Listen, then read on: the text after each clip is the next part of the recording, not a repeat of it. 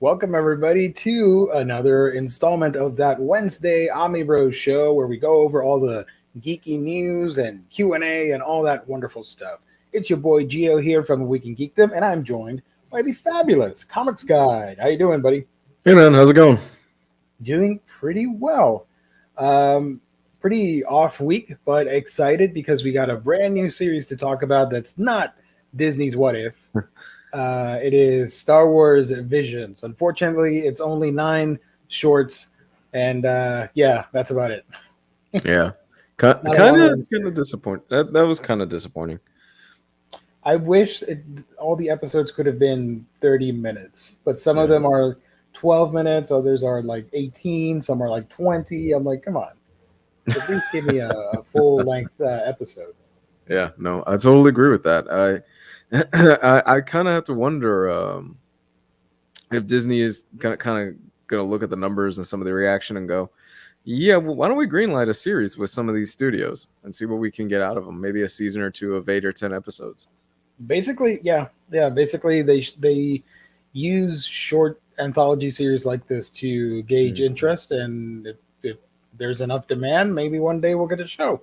Yeah. I have strong opinions on it. I'll talk about it in a few minutes. But before I do, let me remind you guys, and thank you to everybody tuning in to the chat. Let me remind you that this show is brought to you by our wonderful sponsor. That's InStockTrades.com, where you can get all your fabulous collected editions. If it's an omnibus, if it's a hardcover, a manga, trade paperback, if you want any Star Wars books, all that fun stuff, or the What If omnibus, you got to go to InStockTrades.com.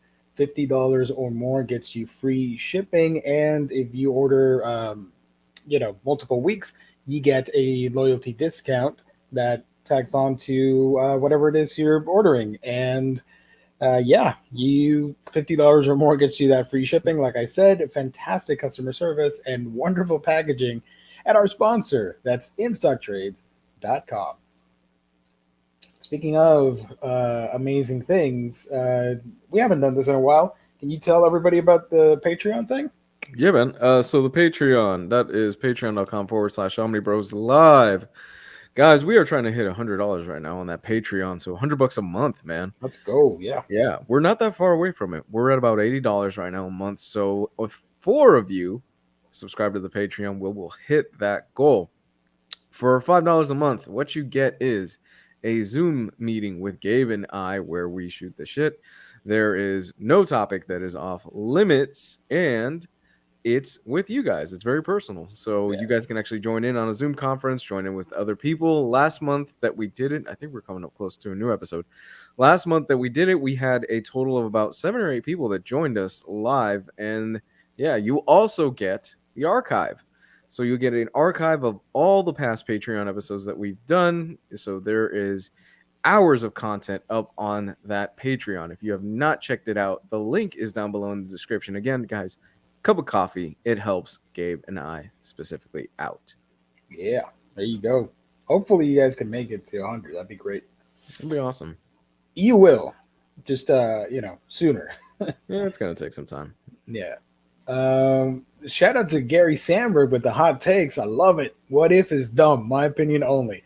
It's not your opinion only. A lot of people share that sentiment, Gary. I agree like 90% with you. Yeah, no, he shares the sentiment of every single one of the Omnibros. So I know, except for Jess. Jess hasn't seen a single episode. Yeah, Jess hasn't seen it. Has Gabe watched any of the episodes? I don't think so. I don't think so either. But Omar, you, I, Riley, we all have the consensus that we really don't like the show. I've given up on it. I'm not watching it anymore. I'm done. I got nothing else to watch on my lunch break on Wednesday, so I'll keep watching just for the hell of it. Which let's just jump into that one. The latest episode. Let me grab a screenshot of it. The poster is, where is it? I used it on the freaking thumbnail. Now I can't find it. The episode's title is "What If?" Brace yourself, guys. What if Thor were an only child? At first glance, that is easily one of the most boring ideas that you can mine for a what if scenario. It's not something I care for, and it shows in the actual episode because it's a very dumb premise. I mean, what if Thor were an only child? He'd be kind of selfless. He's a party-loving prince, and that's really it. The episode doesn't go too in depth with that plot. The actual episode, the actual execution, is actually pretty decent, and I had fun. I wasn't laughing. It's not funny, but it was decent. I liked what they were trying to do. Let me show off an image here of Party Thor, as they're calling him. And I gotta say, best acted episode so far. Chris Hemsworth knocked it out of the park. I'm like, dude, that was great. It really felt like I was watching him in a live action Thor movie. Just a really different take on Thor.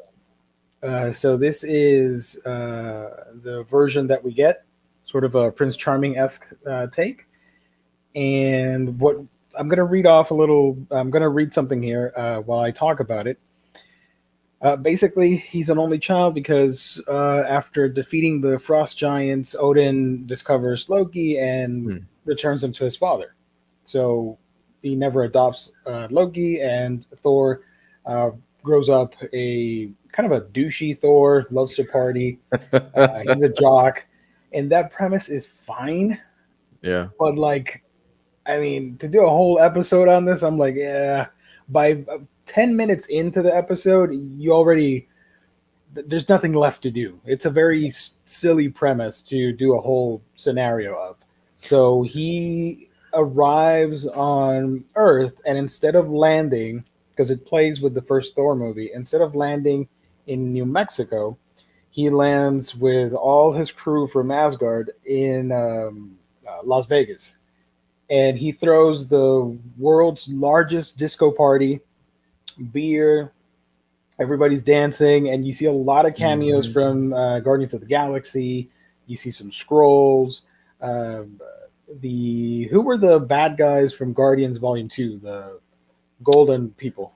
Oh. I forget their races. I know what you're talking about. Yeah, I forgot the name of them. Those characters show up. Jeff Goldblum shows up as his character from Thor Ragnarok. I forgot who he was. Yeah. What was the character's name? He's the collector's cousin or something. Yeah, the collector's cousin, but I can't remember his name. Anyways, he shows up. Somebody in the chat will remind us. He shows up as well. That was pretty funny to have Jeff Goldblum on it. Easily the best thing about the episode. And Howard the Duck shows up, and Nebula without Thanos. A bunch of random Easter eggs. Grandmaster. Thank you, Marcelo. The Grandmaster. Thank you. I was going to say Jeff Goldblum. But Grandmaster shows up as the DJ, I think, in the party. So it's fun. It sort of reminded me of like a Where's Waldo of Marvel MCU stuff because like there's that guy, there's that character, and Jane Foster and Darcy are the other two main characters in the story, and they're trying to report to Shield that like there's an alien invasion, but hey, turns out it's just douchey Thor here drinking and being a jock and having a good time. The Shield takes it serious, and they want to take this head on and fight Thor and then get him off the planet and all that stuff. I'm like, guys, he's clearly here to have a good time, get some ladies, drink some beer, all that fun stuff. Like, chill out. I mean, Maria Hill's in the episode, and eventually they call in Captain Marvel to subdue Thor. Of course.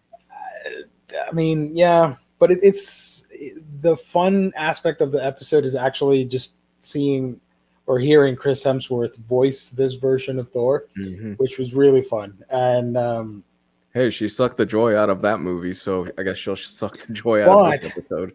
Was she bearable in this? No, she's actually good, and it's not Brie Larson voicing Captain Marvel. Oh, good. Apparently, the budget could not fit to get her involved. Hey, that's a good thing because maybe this one will actually have some emotion in it.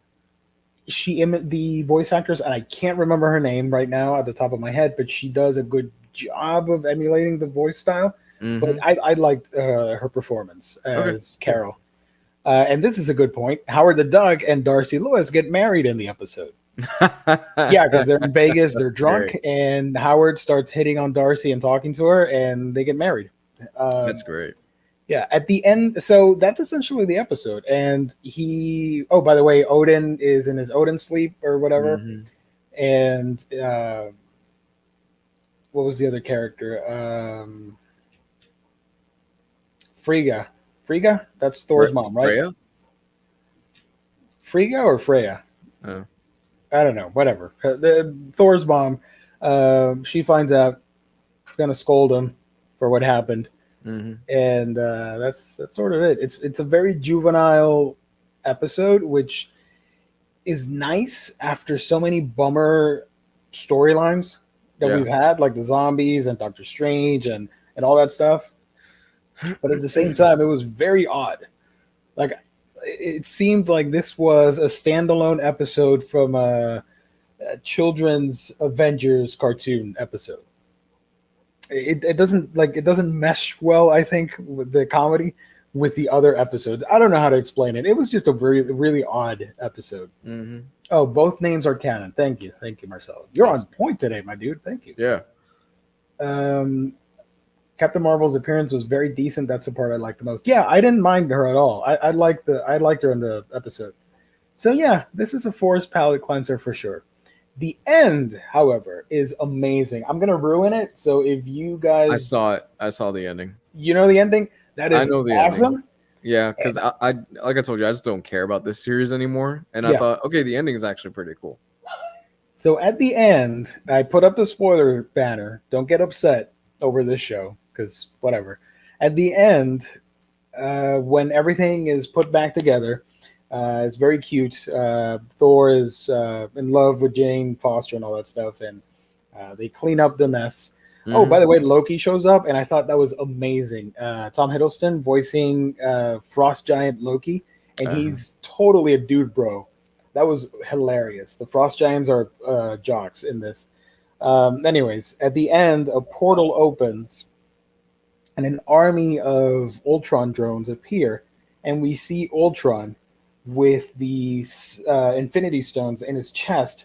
His face opens up, and we realize that he's, I guess, transferred over to Vision's body, and he's using the Ultron body as a shield or something, or an armor, and that's the cliffhanger at the end. Yeah, I cannot wait to see that, because I remember watching or seeing one of the posters and noticed that they had Ultron there. I'm excited for that. Hopefully it's good. I think that's... Is next week the final episode? No, we got 2 more. Oh, Jesus Christ. I think that's going to be the big Avengers episode where Uatu's not supposed to interfere, but it seems like him or I know Doctor Strange pops in. Why is evil Doctor Strange in this episode? I thought his universe got him and his universe were done. He doesn't show up in this one. He doesn't show up in this one? No. Okay, then I'm thinking maybe the preview for the next episode or something. I don't know. I thought I read somewhere that evil Doctor Strange shows back up or something like that. But they're Uatu, evil Doctor Strange, or whatever. It's clear they're gonna bring. They've shown it in the previews. It's clear that they're gonna bring all these heroes in some way, shape, or form as the Avengers, where they're building it up that way, basically. Yeah. In the episode, I may be wrong on this. I saw this like many hours ago. I think Uatu's surprised at what happens as well, because at the end he's like, "Well, now we have a happy ever after story," and even he is surprised at what he just said, and that's when the portal opens. So I think that was not part of the plan when it came to that universe or something. I don't know. Yeah. So yeah, he may, and I talked about this on our chat. Uatu, if you watch every episode, he gets more and more closer to Earth. At the start of the series, he's just like a part of the constellation or a galaxy, and as the series progresses, you start seeing him more clearly and his outline. And in this episode, he was just there talking to us, and yeah. So I assume he's going to be the Nick Fury of the multiverse Avengers or something. I don't know. He shouldn't, because he's not supposed to intervene, but we'll see. Yeah. No, I agree. I don't know. I like I said, I've pretty much given it. I'm curious as to the Avengers episode. Let me know when that one happens. I'll watch that. Yeah. Just because I'm curious how they're going to tie this all in, and just from the initial premise of what if Thor didn't have a brother, I was like, Jesus, they are already scraping the bottom of the barrel for what if ideas, aren't they? Because that just did not appeal to me. So I'm glad to hear that this was a decent episode, and maybe I'll check this one out. I still haven't seen. Yeah. Sorry, I still haven't seen the Killmonger one from last week because I heard that one actually wasn't as good as I had hoped. Yeah. And I still haven't seen. No, I think I've seen everything else so far. Yeah, you watched Zombies, so you're almost up to date. Yeah. If Thor were an only child, it's a very dumb premise, and it gets stretched to its limit. But the acting and the fun nature of it, and it's so campy and cheesy that I think it's worth it. So far, out of the 7 episodes, if I had to pick the best ones, the top 3 for me would be T'Challa becoming Star-Lord, just because of Chadwick's performance, which I thought was great. Doctor Strange. And I know it's not the best one, but the zombies, just because they're zombies. I love zombie stories. That's it. You and I have the same top 3. I would go number 1, the Doctor Strange one. I really dug that episode. I thought it was really good. Yeah. The number 2 one, just because it's Chadwick, and just anything with that guy right now that we still have left from what he recorded before he moved on will always hit me in the feels. So number 2 would be that Chadwick episode. Number 3 would be the Zombies one, because the Zombies one was fun. I liked it. Yeah, I think it was Omar on our chat that suggested that they were trying to do not on purpose, but it's looking to be more of an Exiles type story instead of a what if comic book. Yeah. And I agree. I think that's what they're going to do. They're going to end up with an Exiles-esque team. Yeah, that makes sense. That does make sense. So enough of that. Let me take this douche Thor out of the way. Let's move on to something good. Yeah.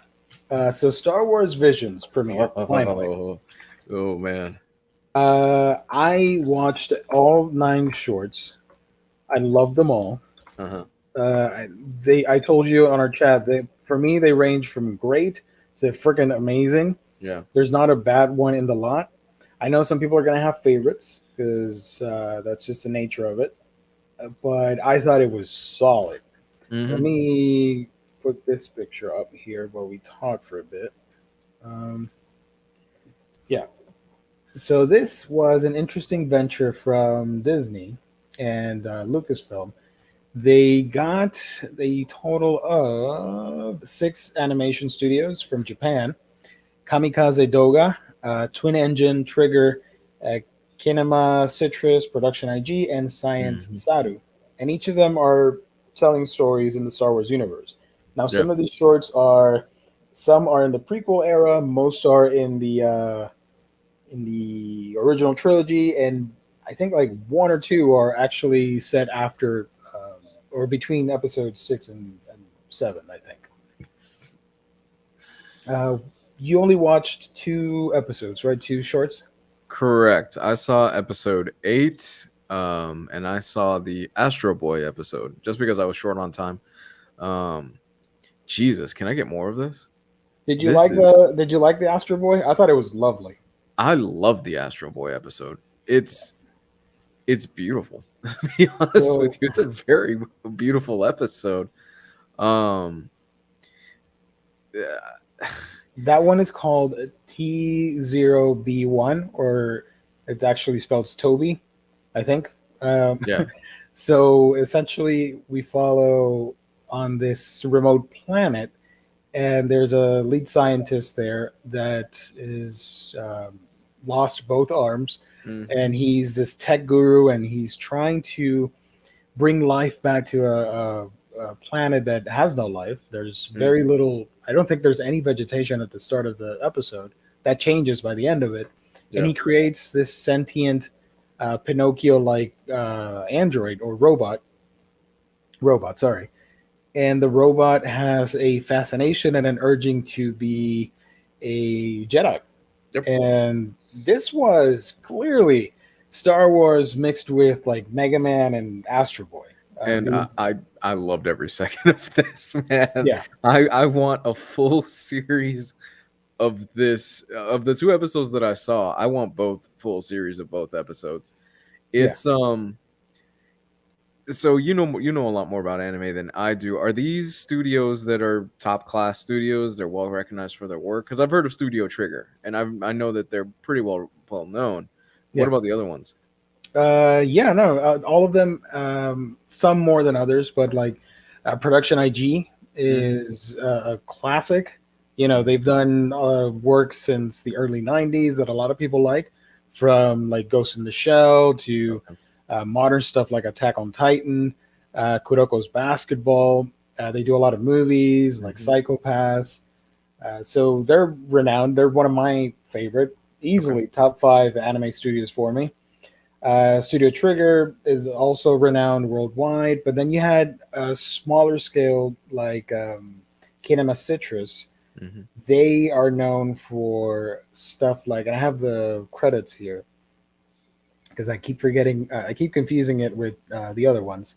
Yeah. Rising of the Shield Hero, Made in Abyss, anime like that are pretty popular in this era.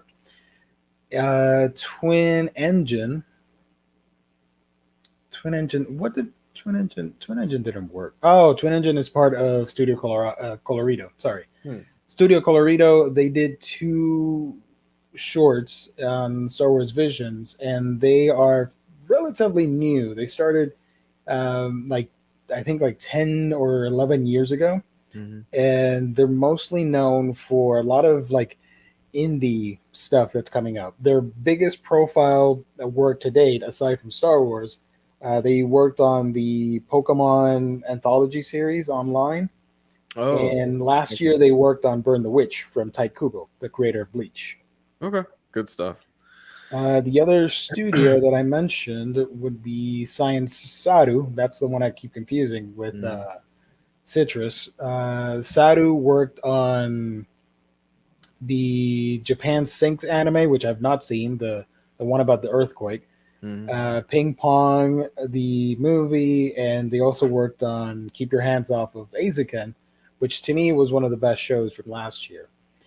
Okay. So yeah, a lot of good variety from the studios, in my opinion. Yeah. Well, I just like I said, I think I'm really liking what Disney is doing more and more with Star Wars. It seems like they're starting to find their footing ever since The Mandalorian. and they're now not afraid to get away from the Skywalker stuff, and they're embracing the whole fact that this is a universe. You don't have to do Skywalker stories. Thank We're God. past that point, huh? Yeah. Thank God, because Yeah. I didn't mind. I know they're not the greatest movies, but I didn't mind the sequel trilogy. But I'm kind of done with Skywalker stuff. Give me other stuff in the galaxy far, far away. Yeah, that's what I'm loving about all the stuff that's been coming out is the Mandalorian. Okay, we're telling basically a lone wolf and cub story in space.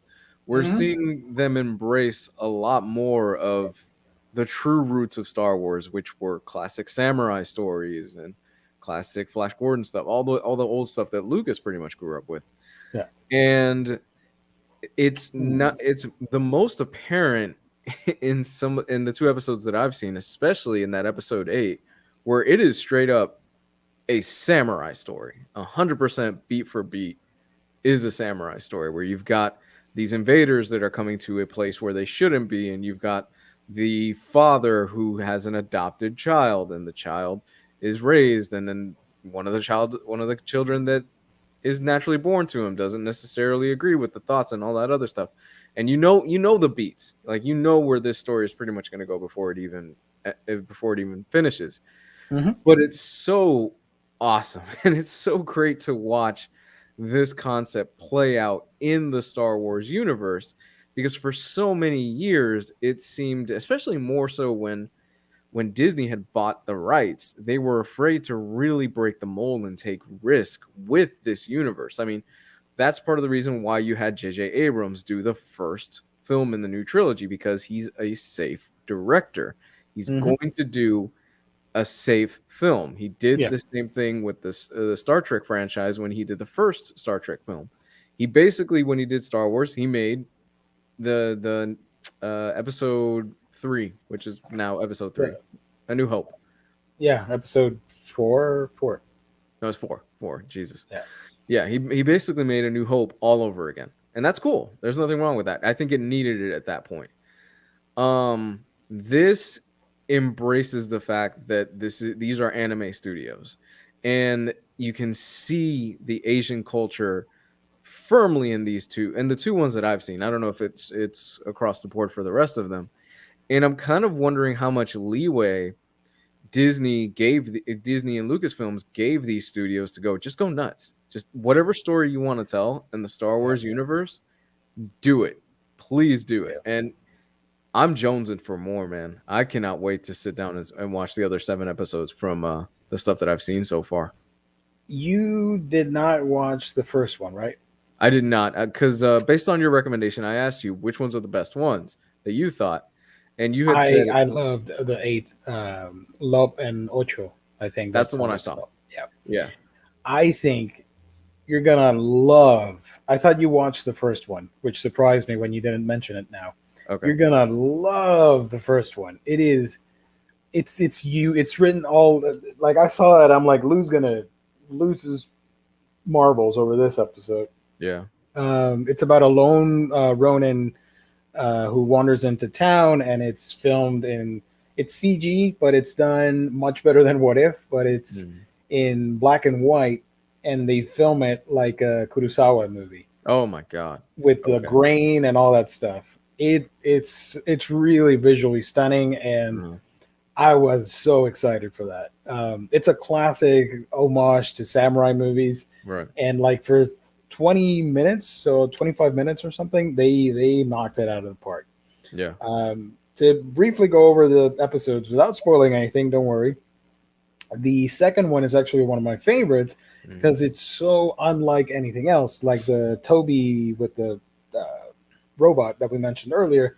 The second one is Tatooine Rhapsody, and it follows a young Padawan that he's running from the Order 66 scenario, and he ends up with a character called G, who's this fat alien hut-like creature, and G is assembling a rock band in space, and it's a musical episode. I loved it so much.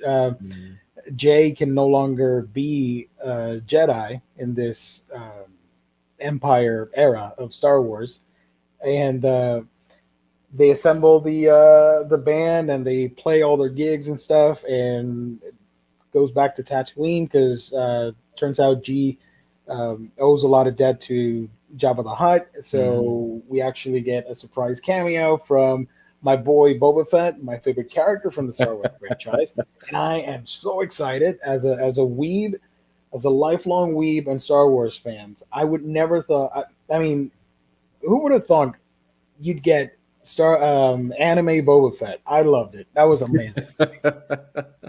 So yeah, that one was great. Then you had the twins, which a lot of people liked. That's from Studio Trigger. A lot of people said that was their favorite one. I saw that online. That is super action packed. Okay. However, I tend to go against the grain and against the general opinion from people. Yeah. So that wasn't my favorite, but it was still amazing. And it's Studio Trigger. You're gonna get that balls to the wall visual style and color palette and all that stuff. About two twins that were conceived via the dark side, and one of them isn't as bad as you might think, so they fight and all that stuff. It's great. The other one was a little bit slower paced. It's the Village Bride, which played more like an epic, but it also had some very romantic qualities to it, which I really enjoyed. I think aside from Lop and Ocho, which is the 8th episode, I probably liked episode 5 the most, which was the 9th Jedi. That one was done by Production IG, and it's about this cyborg type character that sends a distress signal calling all wandering Jedi to assemble in this mobile fortress that's floating in space around a planet so that they can become actual Jedi Knights and get their lightsabers. Is it a trap? Is it real? You have to watch the episode to find out what happens. But to me, I think that was my favorite. Then you had Toby, which was about the robot.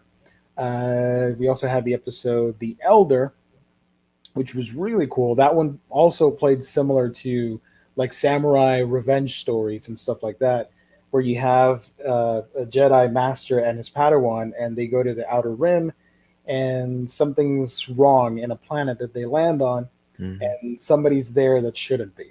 I'm just leaving it like that on purpose. Lop and Ocho, which Lou already commented on. And then the last one was Akakiri, which kind of bummed me out. And I wrote that on our chat because it kind of ends on a sour note. I thought it would have ended on a more positive note. It involves like, if I remember correctly, they were trying to retake, or where's the description for this? So much stuff in my head, I get lost. Sorry, folks. Akakiri. Oh, there we go. Akakiri. It's about a royal family that has been they've been taken over by another family member. Was it? Yeah, Masago. I'm just reading off the names here. I'm trying to remember. So the Jedi is reunited with the princes in exile, and it sort of reminded me of what's the movie that George Lucas watched that inspired him to do Star Wars, the Japanese film. It wasn't Seven Samurai, but it was a Kurosawa film, wasn't it? Yeah, it's the more comedic one. Hidden Fortress? Was it Hidden Fortress? Fortress. I think it's Hidden Fortress because it has sort of the prototype for Leia and the droids and all that stuff. I think it's Hidden Fortress. So that movie, that short, reminded me of that stuff. It is. It's Hidden Fortress. Oh, there you go. And it ends. It's a great episode, but the way it ends, I'm like, man, you could have ended it on Lop and Ocho with the bunny rabbit. Leave it to the anthropomorphic animal. Thank you, NFL dude. Leave it to the anthro bunny to save the day, because I was so hyped up with that short. I thought that really captured the essence and spirit of Star Wars. It really did. No, it you really had did. A lot of family drama, action, stunning choreography with the Yep. fights. When the saber comes out, I got the goosies. That was a perfect short film. How badass was that saber too? It had the little kind of like the Japanese sword inscriptions inside Yep. the actual lightsaber. I Hmm. geeked out hard for that. I was like, okay, I have never seen this before on a lightsaber. That's really cool. It's a marriage made in heaven It's because so good. Lucas, aside from like stuff like Flash Gordon and whatnot, there's a lot of Japanese cinema influence Mhm. for his creation of Star Wars, and how beautiful it is to go full circle to have Japanese creators Yep. make content for Star Wars, and they're fans. I saw like a behind the scenes video, and they were all geeking out and super excited to create their own tales within the Star Wars mythos. And obviously, the Jedi are clearly they're modeled more after like actual knights, Hmm. but the aesthetic and the disciplines easily remind you of like samurai and all that stuff. Yeah. So it's really awesome to see this perfect sync of like Asian cinema, Japanese storytelling, and North Mhm. American sensibilities with the Hollywood scenario. I loved it. I thought it was great. Yeah, no, like I said at the beginning of this, I need more of this. I want them to. I really would love if they looked at all the studios and all the stuff that they've put out and maybe do another season of this, or even they go, okay, this was clearly a hit. We're going to give you a 10 episode season, or we're going to help budget for whatever. It's Disney. They can afford it. They can Oh give yeah, these guys money. I could easily Um, see like six other more studios doing a yeah. second season and Yeah. drawing more. Do you feel so all 9 episodes dropped today? Do you feel it was the right move to drop all 9 episodes, or do you think a scattered release would have been better? Maybe 3 episodes a week or something like that.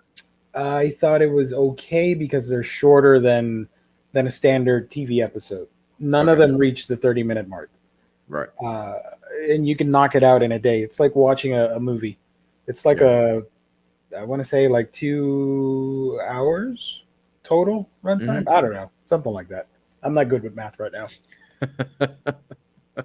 Yeah, The, man.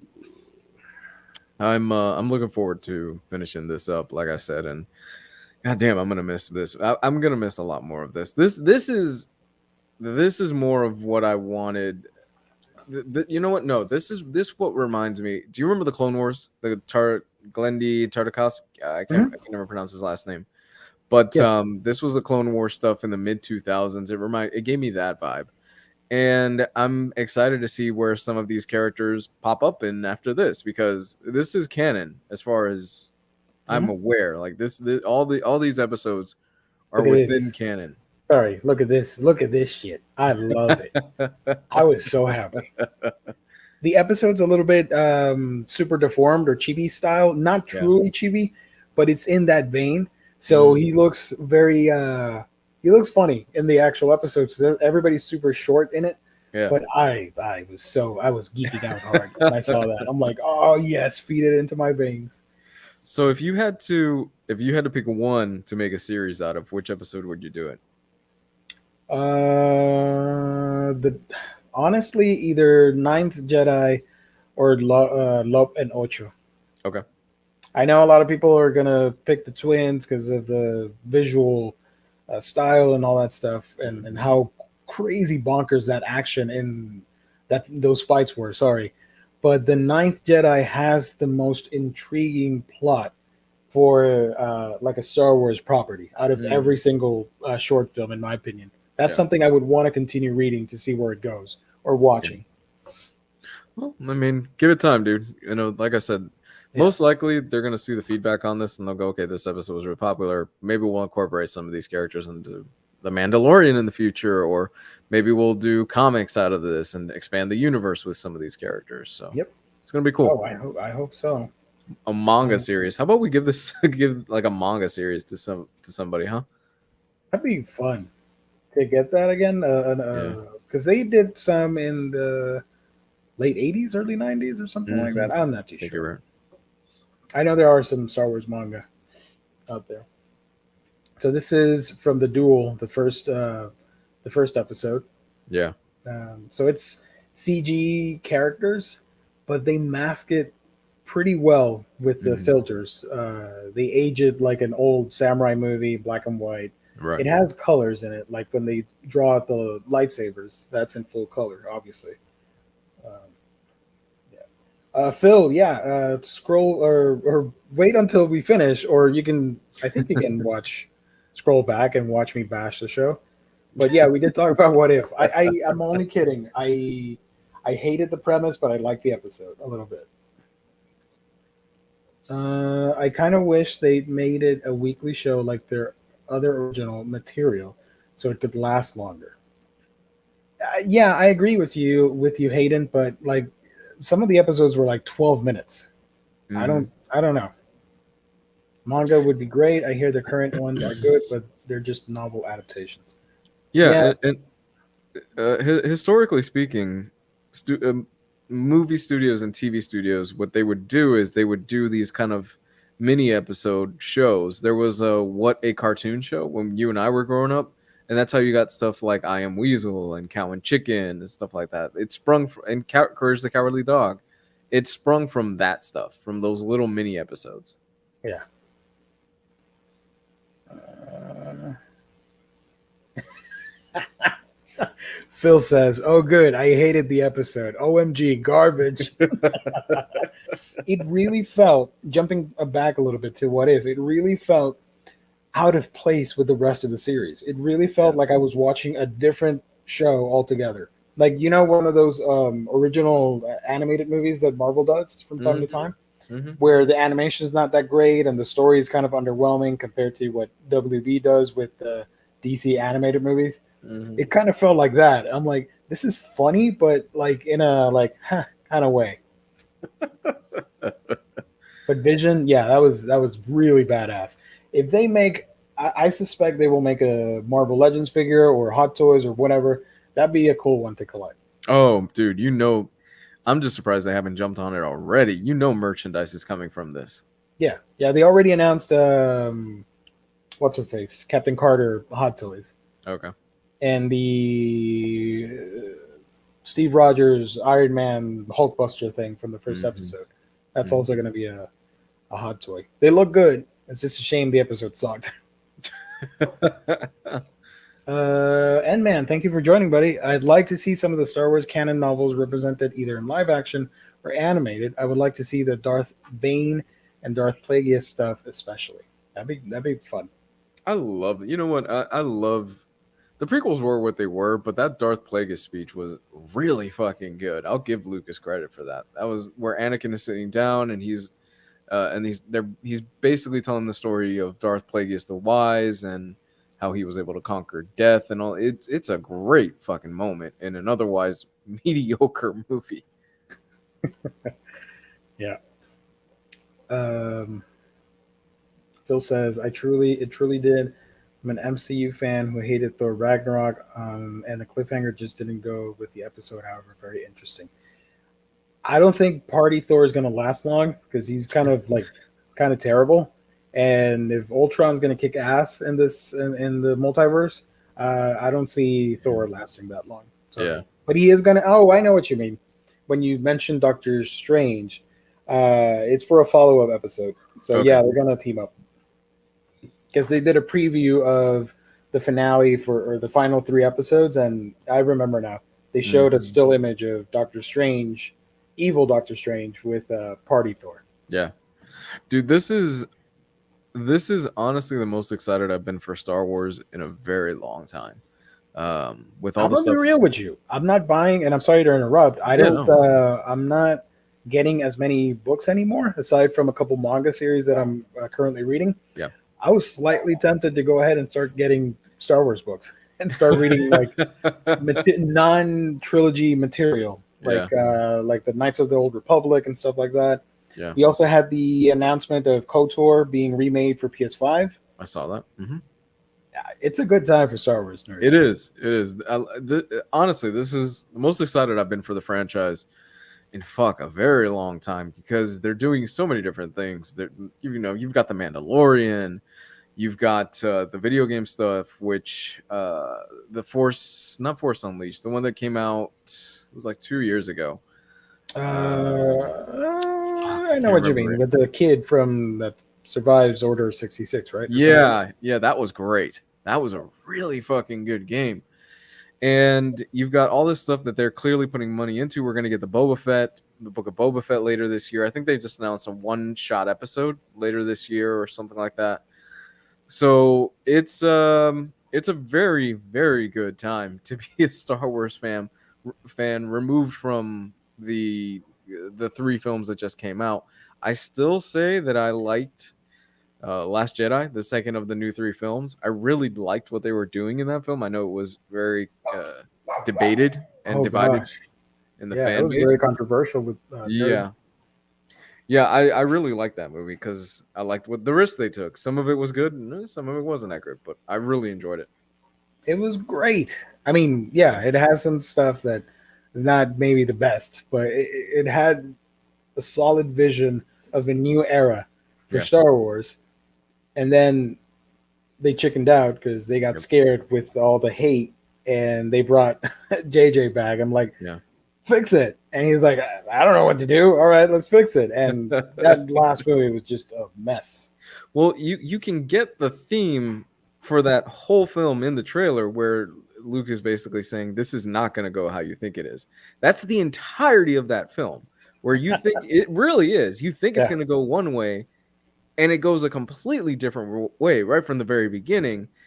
The director is telling you, I'm going to subvert your expectation throughout this whole film. You might not like it. That's okay. But when she hands Luke the lightsaber, we're all expecting this incredible moment where Luke is like, yeah, I'll train you. And he throws it over his shoulder. And Gio, I swear, I heard a nerd scream in the back of my theater like if somebody stabbed him in the chest the minute he threw that lightsaber. It was the most sad and satisfying thing at the same time. And that's it, throughout that whole movie, that's what he's doing. I mean, even at the very end where you think Luke is fighting Adam Driver. Yeah. Kylo. I don't know. I'm really tired tonight. You think Luke is fighting Kylo, and then it's not really him. He's like 5 planets away, basically, meditating, and it's a long distance call, baby. It was on a Zoom call. He was on a Zoom call the whole time. And I was like, wow, that's actually really good because it was good and extremely overpowered or broken. Absolutely. Absolutely. He even says earlier on in the film, what do you expect me to just carry my light sword around and just kill basically the entire armada? It's all about that subversion. And I dug that a lot. Yeah. And then in the final movie, episode 9, you have that line from Poe, like, the Emperor's back. Somehow. I'm like, okay. Clearly, they added that at the last minute. Guys, how do we explain this guy coming back? He's back somehow.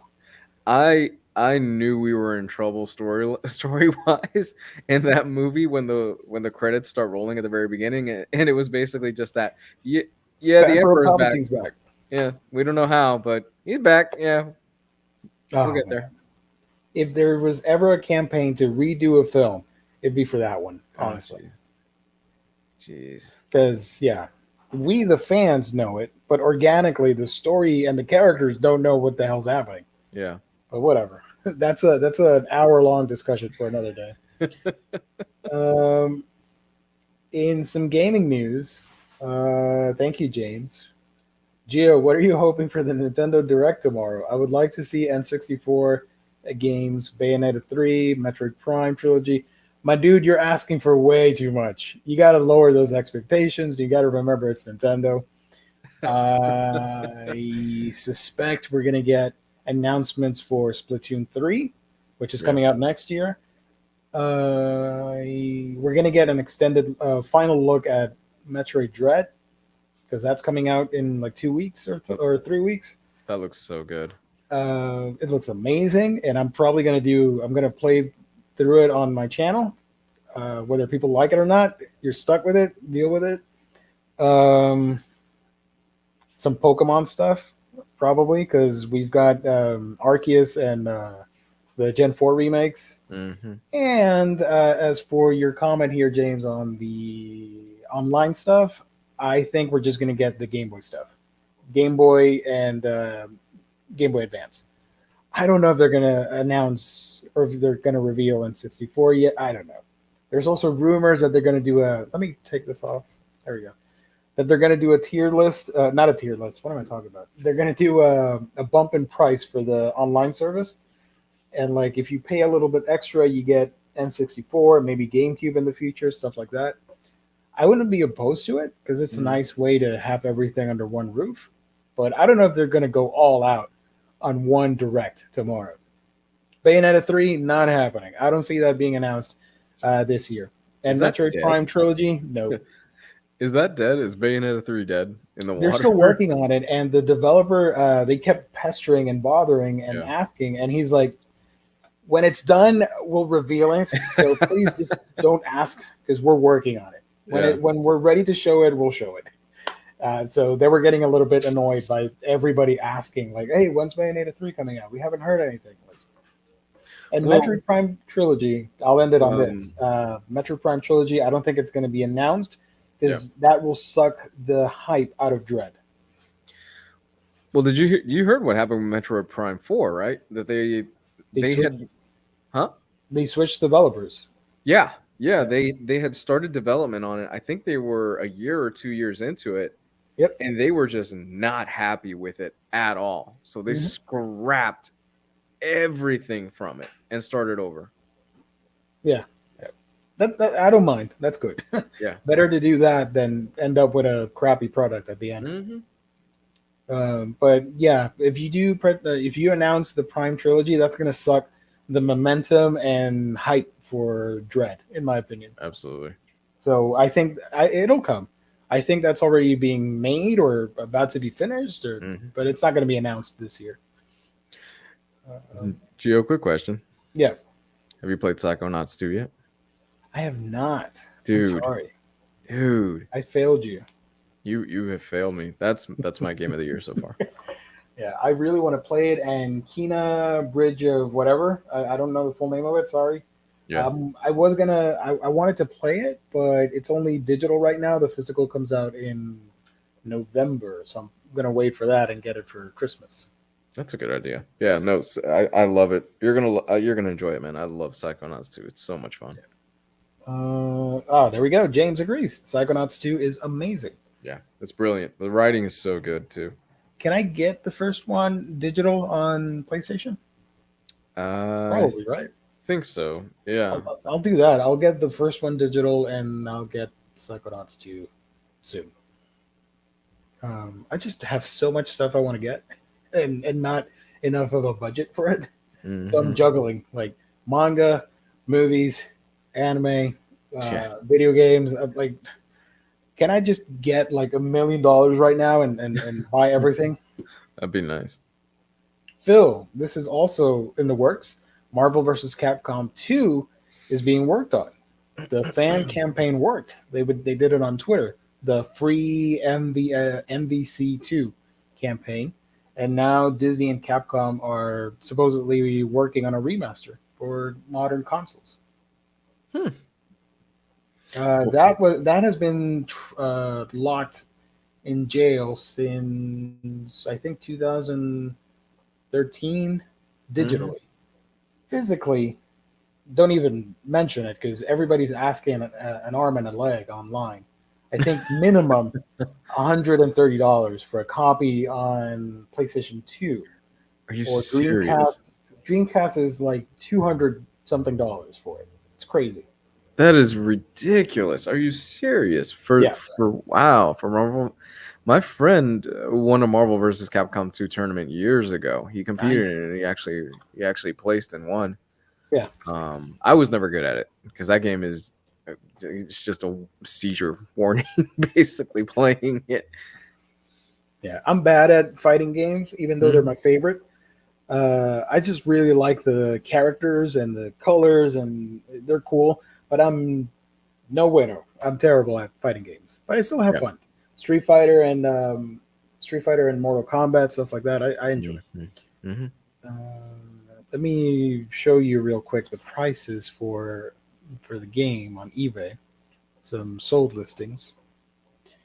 How do I get the sold listing? There it is. It always blows my mind that the Dreamcast is still something that people pay premium money for I've a new always game. wanted to own a Dreamcast. I played it from a friend back in the day, but I never owned it. Mm. And Same. I want one because I'm a Sega fanboy at heart. Hmm. Uh, the Genesis was my console in the 90s. So hopefully they do a Dreamcast Mini. That would be the dream. So here's some of the listings. Xbox, $50, but nobody plays original Xbox or whatever. Here we go. PlayStation 2, $155. Oh, Dreamcast, $187. Here's another Xbox copy for 122, 109. oh my This god! one sold for 250 on Sega Dreamcast. Wow. Disc only, $130. That's a slap in the face. Ain't no way I'm spending $130 on a damn CD-ROM. PlayStation 2, 140. So yeah, it's about time to bring this back because this is arguably one of, if not the best of the fighting games, in my Hmm. opinion. And the Yep. roster and all that stuff. Yeah. It's really fascinating for our generation because we're kind of the generation now that's starting to work more and starting to come into our own money wise. Yeah. And you could tell that a lot of people are starting to play on our nostalgia a lot from everything, from TV shows to shoes to video games, all that stuff, man. It's pretty Yeah. crazy. Mm-hmm. Cleveland Brown says, so MVC2 will be in HD and charge people $60 for it. Sign me up. Man, $60 is a lot better than $250 for a Yeah. Dreamcast copy. Yeah. I want them instead. Honestly, what I want is a Marvel versus Capcom collection. Give me the first game and the second one. I don't know if that's going to happen because I do know the second game is a lot more demanding on the software side of things. That's why Arcade One Up only has the first one on the cabs because they would Mhm. have to overhaul their thingamajig and they would have to bump up the price in order to meet the demand of the new chips that they would have to install, something crazy like Yeah. that. It's a lot more demanding. And even if you try to emulate it, it gives you a bitch of a time to emulate on computers and stuff like that. Uh, But ideally, that's what I would like. $60, 2 games, that'd be awesome. dude, I always wanted a Dreamcast as a kid. Always wanted one as a kid, man. I remember going over to my buddy Mario's house as a kid. And he would have all the new game consoles, all the old retro consoles and stuff like that. Nice. And the Dreamcast was something that he would fire up every single time when we'd start playing Sonic Adventure. And I never got to finish that game or play it all the way through. And I've always wanted one. That is my favorite Sonic game. I Yeah. know Sonic 3 and all that stuff, Sonic CD, a lot of people like. My favorite Sonic game is Sonic Adventure 2. Um, I played them on the GameCube back in the day, and they're amazing. That's why I love Sonic X so much because it's based off Sonic Adventure. Sonic X was a good series from everything that you've told me. It's amazing. It's still on Hulu whenever you get a chance to watch it. Hmm. Don't watch for kids dub, whatever. But it's their subbed, and the Japanese version is really cool.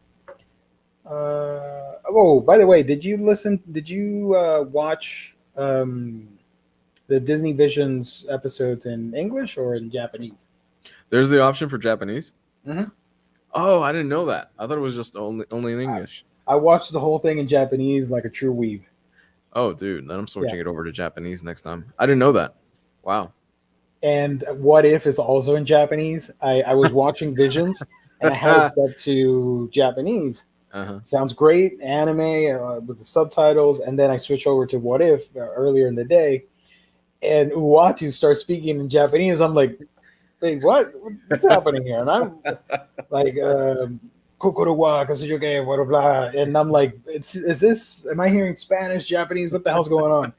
Turns out I had left it on Japanese, and I had to switch back to English on that one. I kind of want to watch Party Thor in Japanese now. Oh, I'm gonna do that because I sampled I sampled a little bit of it, and it's pretty hilarious.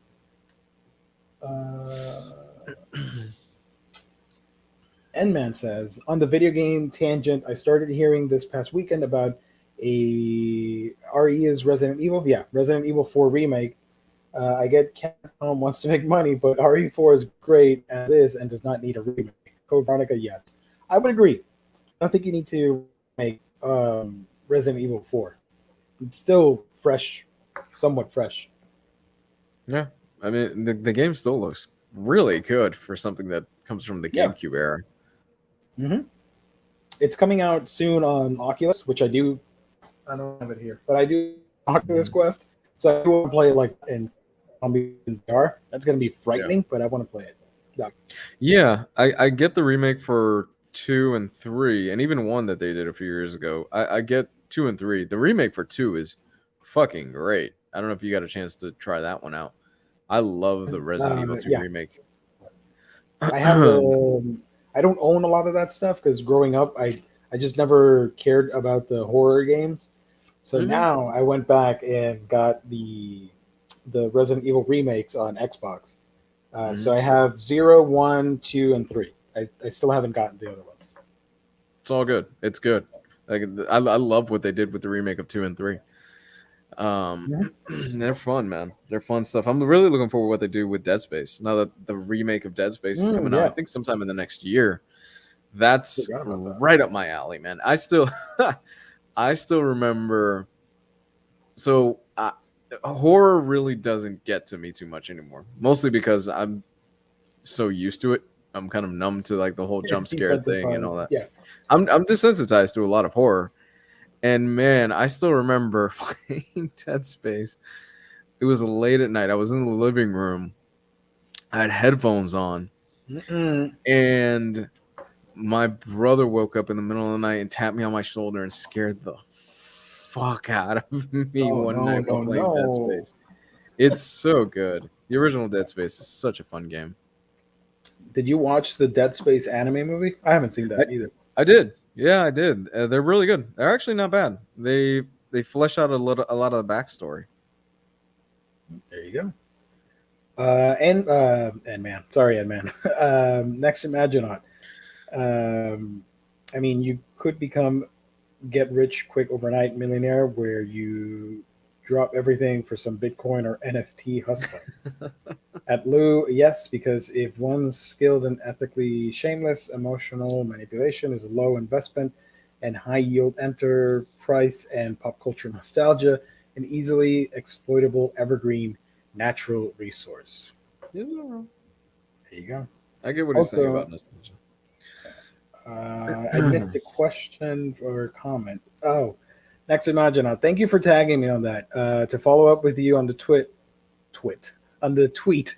This, my bad on misidentifying the Mizuki title. I misremembered you as saying it was Nonnonba, not Kitaro, which is in fact still out of print and rare. I need both, actually. I need Nonnonba and Kitaro. So if you have any leads on that, let me know, because I need them to complete, especially Kitaro, to complete my Kitaro set from Drawn and Quarterly. Yeah. Gang, just a couple more, 2 or 3 more minutes. If you want to ask us about anything, let me share 2 quick things here. Jeff Parker has a fun little, Kickstarter, which looks really cool. I just want to highlight it real quick. I don't know if you guys know about it. Free promotion for Jeff Parker. I mean, he's one of my favorite comic book writers, so I'll do it. So he's coming out with this Blighter Tracker of the Realm, and this looks really interesting. It says here it's an original graphic novel. It's an original graphic novel by Jeff Parker and artist Drew Moss. Available, blah, blah, blah. Blighter is a dimension-spanning, action-packed suspense ride, chock full of monsters and a swaggeringly brutal tiger man who fancies himself a living legend. I really want to read this. Yeah, give it to me. This looks awesome. So, yeah, it's already backed.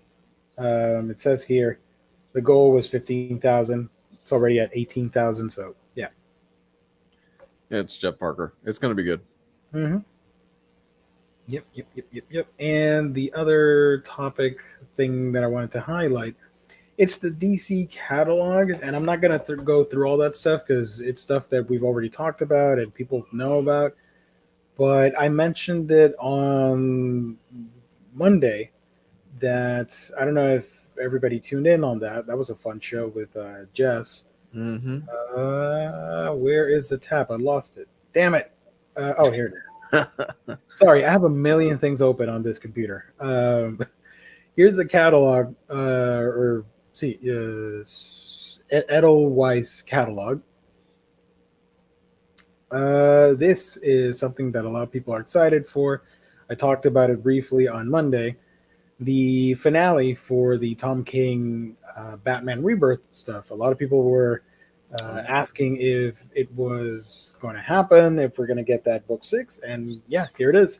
So I wanted to show the actual solicit, and people were wondering why it was missing one issue. As you can see here, it says collecting Batman 70, 71, 73 to 85, and it's missing issue 72. I'm pretty sure it's just a mistake, and it will be in there. It also includes Batman Annual number 4 and Secret Files number 2. So excuse me, there you go. Doom Patrol starts Friday, season 3. You gonna watch? I'm so far behind.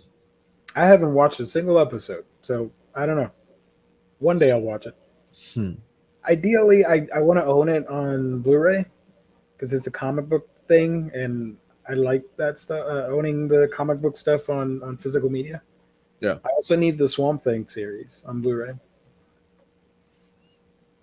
Did you guys watch Doom Patrol season 3 starts tomorrow? Sorry, Joel. I am really behind on that stuff. I have not watched Doom Patrol. I have not watched Swamp Thing. Don't really care for Titans. Not because of the show, or I just don't care to watch, or the quality. What's the other show that started? Stargirl. I don't care for that. It's I'm not not my a bag. fan of CW stuff. What else is there? Comic book wise. There was Arrow. I was never really big on Arrow. Well, that ended. Yeah, Thankfully. that ended. The Superman show is actually really good. The new one that they just did, Superman and Lois. It looks really good, like It is. the visuals or the cinematography or whatever. It's really good. I saw the first, I think, 2 or 3 episodes, and I found out, you know what? I'm actually kind of impressed. This is really good. They nailed this. Yeah, it has a very movie tone to it, which is awesome. And it's a CW show. I'm like, wait, what? Yeah, you guys can actually do a good drama? What? They put money into it. It's really good. Yeah. Can you go to Phil Duran's real quick? I actually like this question. This one? Yeah, because I'm curious what yours is. Lou and Geo, favorite video game of all time. Mine is a tie between Street Fighter Alpha 3 Dreamcast and Onimusha. Man, Onimusha for PS2. I rented the crap out of it until I finished that game. My favorite video game of all time is a toss-up between Ocarina of Time. Good choice. And I'm thinking either Metroid Prime 1 or the Sonic Adventure games. I genuinely love them, that I would put them up there, even though I know it's not like one of the best of all time. Yeah. I would go with Mass Effect 2 for my favorite game of all time. Oh, that's great. Yeah. That came out at just the right time. I had just started college. I was going through a lot at the time, and man, you want to talk about a great way to escape into such a great universe, and the writing was so fucking good in that game. All the characters were amazing, and everything that they improved from the first one into the second one. It's goddamn. That I remember a good friend of mine. He didn't know about Mass Effect, and I had already played the first one, and I was starting the second one, and I was trying to sell it to him, like, you got to get Mass Effect, and he wasn't sure. I'm like, dude, this was before Force Awakens, obviously. I'm like, this franchise is like the modern Star Wars for the new generation. It's that great. Mass Effect is a close to a masterpiece, and he got it, and he was just enamored by it. I don't think I've ever been as invested in characters as I have in the Mass Effect characters, because they really flesh out, especially in that second one, all of these amazing characters, the protagonist and the different shades of All the side gray. missions. Yeah. Yeah, no, it's great. And just the writing and the universe building is absolutely fucking brilliant, man. It's such a cut above even some of the stuff that's available today that I remember finishing the third one and thinking, that ending was kind of disappointing. I didn't really like it. But in hindsight, and after they put out kind of the extended cut of the ending, I'm like, okay, this isn't as bad as I thought it was. Yeah. I mean, Mass Effect 3 had that infamous ending that Mm-hmm. ruffled some feathers. Uh, I get it, and I was frustrated, but I liked that they had teases at the end if you played it right, Yeah. where they kind of give you a solid answer as to what happens, Yeah. even though it's just a 5 second little tease at the end. With it's a freaking how old is Mass Effect 3? I'm gonna spoil the Um, crap out of it. I think it's 2012, I want to say. All I was right, in well, college when the second one came out. you've been warned, everybody. If you haven't played Mass Effect 3, go play it, and then like 100 hours from now, come back and watch this comment right here.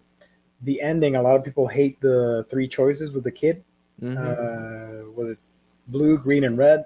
Mm-hmm. And if you play your cards right, the synthetic ending is supposed to be the proper one, Yeah, I think so. where humanity advances into a new state of being with synthetic organisms. But if you played the red ending, the destroy option, at the end, if you had all the resources, you find out that Shepard lives because the character you only see the chest plate, but he Yeah. takes a sigh of fresh of air and of breath of fresh air. Sorry, and then it cuts to the credits. So I was good with that. I'm like, all right, at least I know it survives. I survived the game. Yeah. Ooh, that's a good question, Cleveland Brown. Did everyone survive in the suicide mission in ME2 on their first go? I lost like two characters, I think, the first time. Perfect mission. I got it all the way through. Ooh, Yeah, yeah. didn't lose anybody. Did not lose. I was shitting bricks the whole time, but I that didn't lose anybody. talk about the greatest suicide mission in a video game. That was amazing. That plot, Yeah. that was amazing. It it caught me off guard so much because they say, oh, anybody can die in like the suicide mission and blah, blah, blah, and I was like, oh, okay, this is a video game. Nobody's actually gonna bite it. And then they go, no, your choices actually matter here. If you pick wrong, your characters can die and everybody can go, even the main character. I was like, oh shit. I mean, talk about a great. Now that you bring that up, since the first game, all the stuff actually mattered, Yeah. and you saw that progression, unlike other video games. Yeah, the scenarios are scripted, but your choices, that's fascinating to me that they go all the way up to the end, Yeah, even no, with the silly Star Child at the end.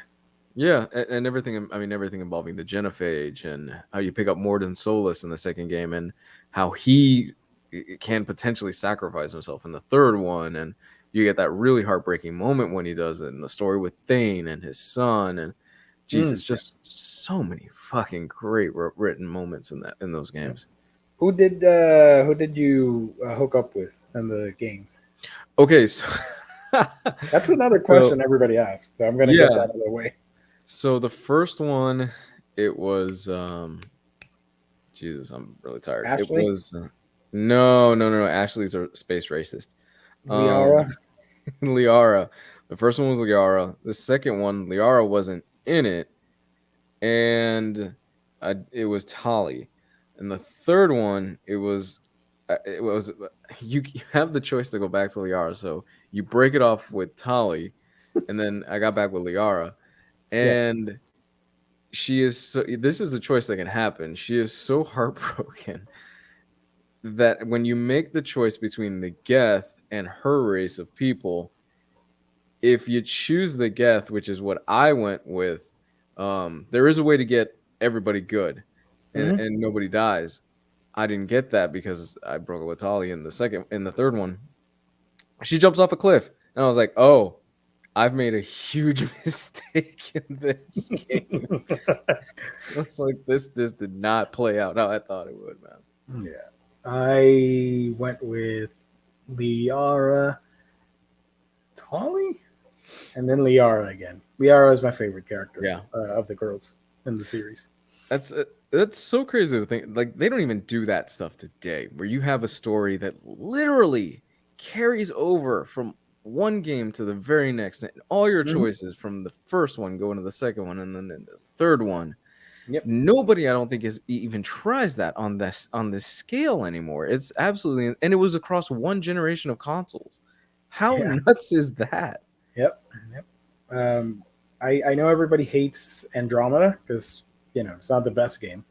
I was playing it before the hurricane season of 2017, so I never got to finish it. I kind of want to go back because I was hyped when they teased Mass Effect 4 Mhm. and the remaster came out this year. So Yep. I'm still hyped. I want to go back and play Andromeda Yeah. because they Um, fixed a lot of the bugs and stuff. So uh, they did, but Andromeda just has a lot of story problems tied no, to it. I don't know. Yeah.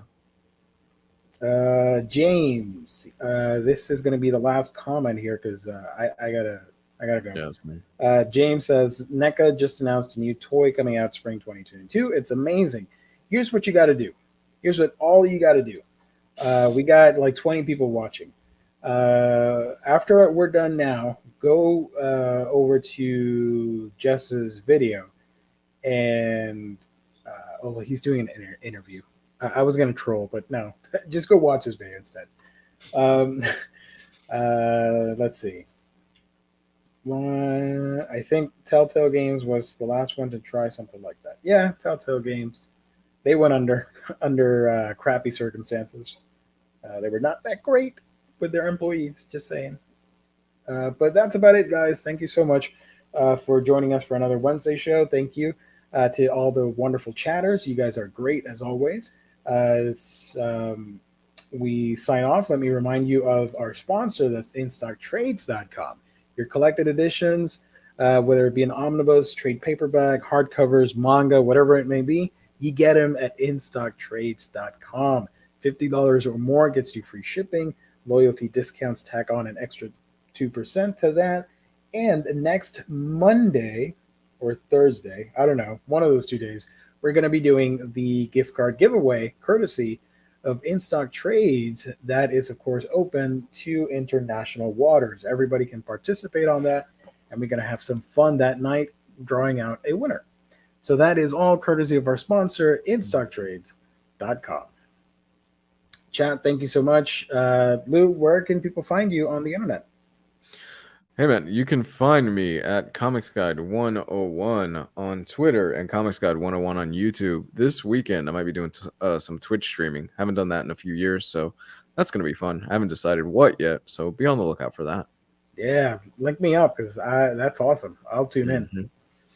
Thanks, man. As for me, you can find me on my channel, A Week in Geekdom, where I talk about anime, manga, a little bit of comics here and there. Subscribe if you can, guys. And that's it for tonight. We'll be back tomorrow with a manga episode going over some solicits and hauls, reads, all that fun stuff. And then we'll be back Monday for regular previews, hauls, reads, and all that good stuff. Thank you, everybody, for tuning in. Stay safe out there. We'll catch you on the next stream. Good night, everybody. Don't